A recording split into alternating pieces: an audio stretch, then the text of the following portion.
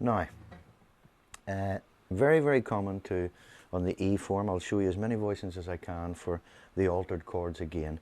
Once we've established our basic chord, then we want to be able to add the colours again of the raised 9 or flat 9, raised 5 or flat 5. And they will be sitting right beside us. So don't treat them as new, complete shapes. Try and build them from our building blocks here. I'm going to add a raised 5. And here it is. If you want to cross check, simply count the scale. 5, raised 5. So once we've established the 5, it's quite simple to see the flat 5 or the raised 5. Okay. And to flatten a note will always be a semitone below it. Or to raise it, a semitone above. So the next note we want to be able to spot is the 9. Let's count our scale again. There's our 9,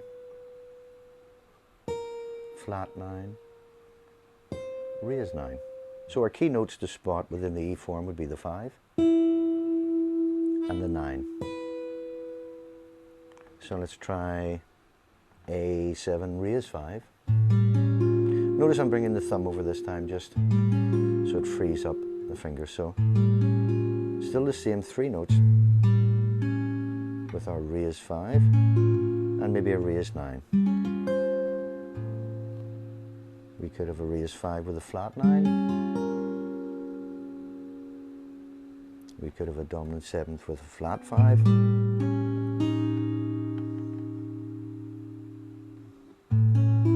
Just straight 7th. We could have our extensions like a 13th. We could have a 13th with the 9th on top. 13 flat 9. 13 raised 9. I don't use that one that often. Okay. We could have a 13th sus4. Let's see. There's our root. Be careful with the D note here. So a whole just raised 5 with the root on top. Now, let me put a few of those voicings on the 6th chord in the key of C for you, and you can see how it expands, starts to sound more jazz-like.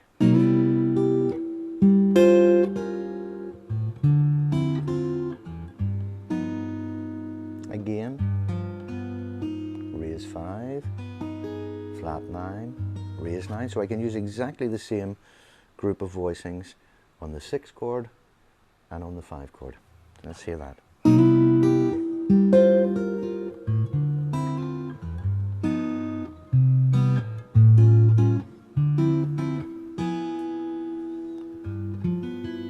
13, flat 9. Okay. Now on our 2 chord, let's look at some voicings we can add. We've already seen these, but there's our D7. We could have D7 with a raised 9, with a flat 9, with a raised 5, raised 5, raised 9, raised 9 with a flat 5. And another lovely voicing here would be the 13 flat 9, but have a look at this one. It confuses most people because the root is changed to the flat 7 of the chord. There's a nice dark voicing for you. It's the same chord, but used with the flat 7th on the root. Always a tone below the root, so, and a very simple chord to play. Look out for that one in the progression.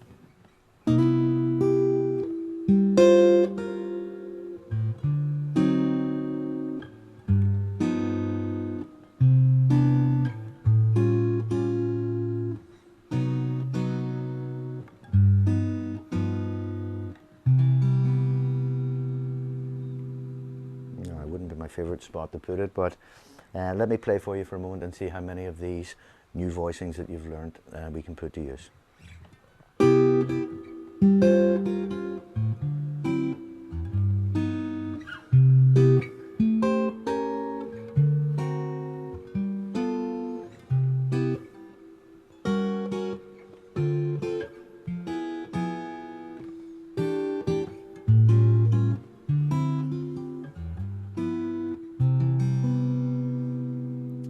C chord that I played there, just let me show you it.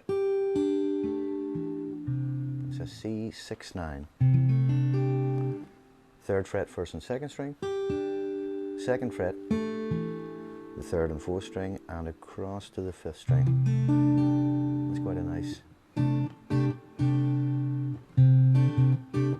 Remember, so far we haven't looked at many rhythm possibilities with these changes. And we haven't added any of our intervals or single note lines. We've basically just been playing the chords with a slight movement on the bass. But all this stuff can be put together like a deck of cards, basically. You can bring in all the material that you've learnt, such as 3rd intervals, 6th intervals, octaves, 10th intervals, your chord voicings, walking bass line, single note lines, whether they're bluesy or... so it becomes a personal choice. Once you get this material down, you can experiment with it and start putting it into your songs that you're playing. And the cliches such as 2-5-1s and 1-6-2-5, two of the most important chord progressions. And as we looked at in previous lessons, in the key of G, we had also the 3-6-2-5-1, another very common progression. We'll look at that in a moment. But I'm just going to play for you again. And notice that sometimes I'll make the 2 chord a minor and sometimes a dominant. Just depends on the mood of the song or the melody. So here we go.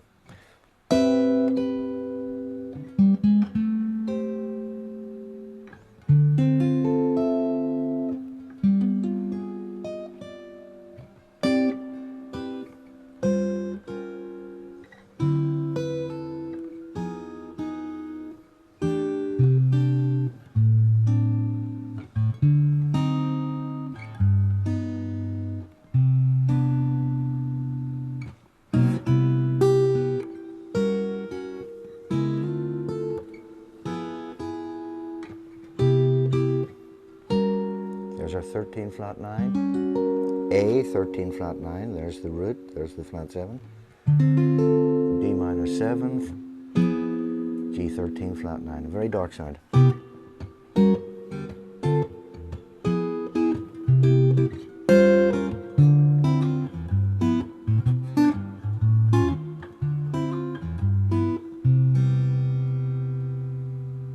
Okay.